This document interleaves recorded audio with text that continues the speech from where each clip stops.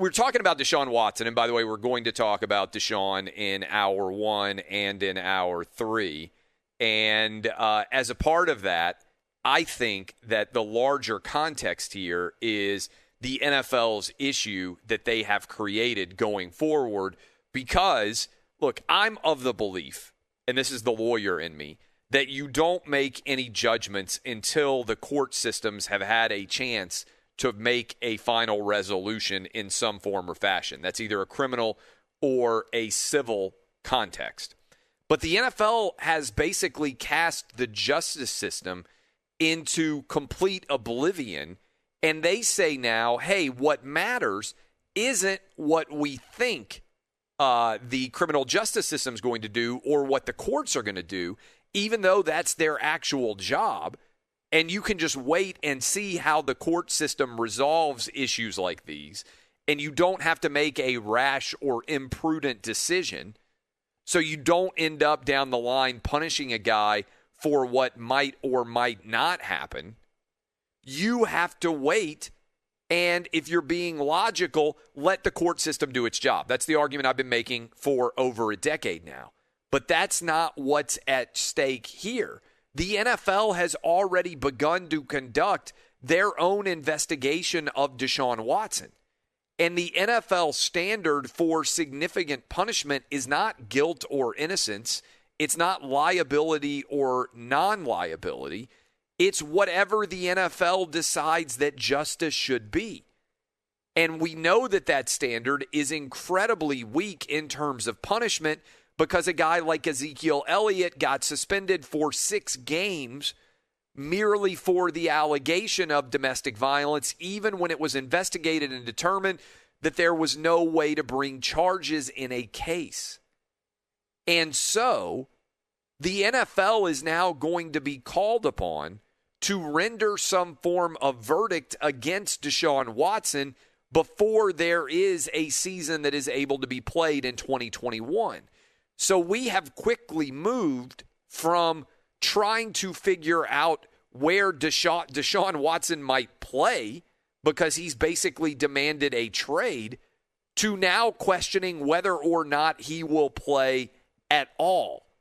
And so if that is in play, which it is, there's going to have to be, I swear to you, some sort of resolution that Roger Goodell and the NFL are going to bring to bear here because Deshaun Watson is not going to be able to trot out into the field, even if he decided he wanted to play for the Texans, on the opening weeks of the season with this out there hanging over him.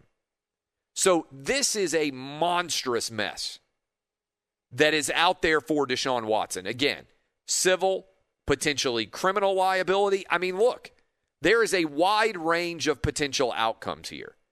Frankly, as this weekend has progressed and more details of these stories have come out, and we now have 12 at a minimum women, potentially rising to almost 24, almost 24, 22, I think is the most recent number that the plaintiff's attorney, Tony Busby, has said women have alleged that they were sexually assaulted by Deshaun Watson.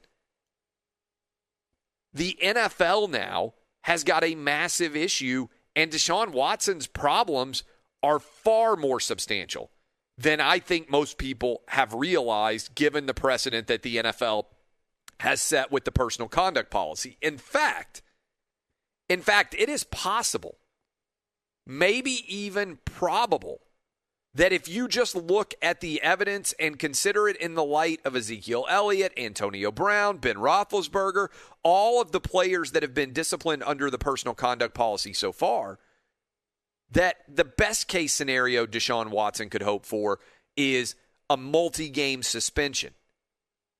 And if, in fact, that is going to occur, that's the best case scenario for him. What's the worst case scenario? The worst case scenario is that Deshaun Watson could be facing actual prison time if, as Tony Busby has been saying, they are going to turn over all of these allegations to the Houston Police Department and they're going to begin an investigation. And by the way, this is me with my lawyer hat on. Rusty Hardin is representing Deshaun Watson. big-time criminal defense attorney, represented Roger Clemens, also represented Adrian Peterson back in the day.